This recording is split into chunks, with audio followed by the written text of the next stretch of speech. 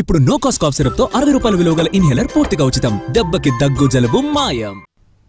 అధికారంలోకి వచ్చిన తొలి ఏడాదిలోనే 60,000 ఉద్యోగాలు ఇచ్చామన్నారు సీఎం రేవంత్ రెడ్డి. ఎవరికైనా అనుమానం ఉంటే ఎల్బీ స్టేడియంకి తీసుకొస్తామని వచ్చి కౌంట్ చేసుకోవాలంటూ సవాల్ విసిరారు. సవాల్ విసురుతున్న కిషన్ రెడ్డికి, కేటీఆర్ కు, కేసీఆర్ కు, నరేంద్ర మోడీకి మొదటి సంవత్సరంలో మా ప్రభుత్వ ఉద్యోగాలలో 60,000 నియామకాలు చేపట్టింది. మీకు దమ్ము ఉంటే, ధైర్యం ఉంటే, చిత్తశుద్ధి ఉంటే మీరు సవాలు విసిరండి. 60,000 మందిని ఇదే ఎల్పీ స్టేడియంలో తెచ్చి తలలు మొత్తం లెక్క పెట్టిస్తా. ఒక్కటి తగ్గినా మీ కాళ్ళ ముందు క్షమాపణ చెప్పి నేను బయటికి వెళ్తా. రైతు భరోసా కింద 9 రోజుల్లో 9,000 కోట్లు జమ చేశామని అన్నారు సీఎం రేవంత్ రెడ్డి. రైతు భరోసా పథకం అమలు కావద్దని కొందరు ఎదురు చూశారని అన్నారు. రైతును రాజు చేయడమే తమ ప్రభుత్వ లక్ష్యమని చెప్పారు. గోతికాడి నక్కలాకి ఎదురు చూసిండ్రు. ఒంటె పెదాలకు నక్క ఎదురు చూసినట్టు రైతు భరోసాలో ఈ ప్రభుత్వం విఫలం చెందుతుందని ఆలోచన చేసిండ్రు. నేను చెప్పిన 9,000 కోట్ల రూపాయలు 9 రోజుల్లో రైతుల ఖాతాలో వేస్తామని చెప్పి 70 లక్షల మంది రైతులకు 9 రోజుల్లో 9,000 కోట్ల రూపాయలు వేసి రైతు ప్రభుత్వం, ఈ ప్రభుత్వంలో రైతును రాజును చేస్తాం.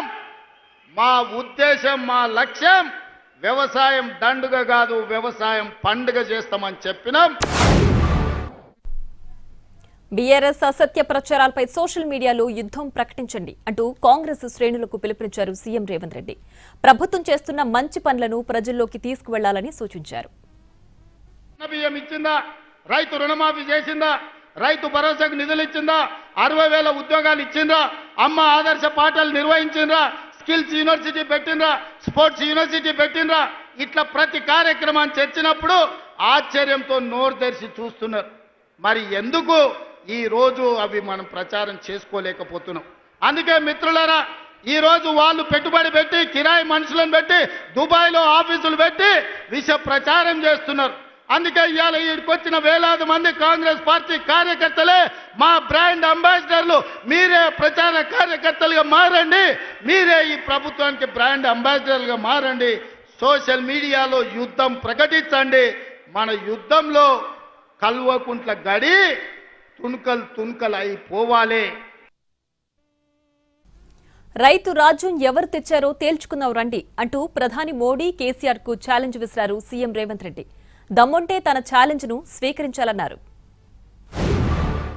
ఇలా ఎవరైనా సరే నేను సవాలు విసురుతున్నా.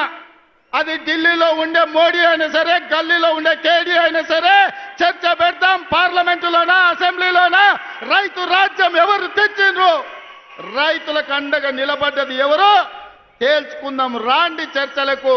కేసీఆర్ వస్తాడో, కేటీఆర్ వస్తాడో, కిషన్ రెడ్డి వస్తాడో, నరేంద్ర మోడీ వస్తాడో, కాంగ్రెస్ పార్టీ కార్యకర్తలను తీసుకొని నేను వస్తా అని సూటిగా సవాలు విసురుతున్న మిత్రులారా.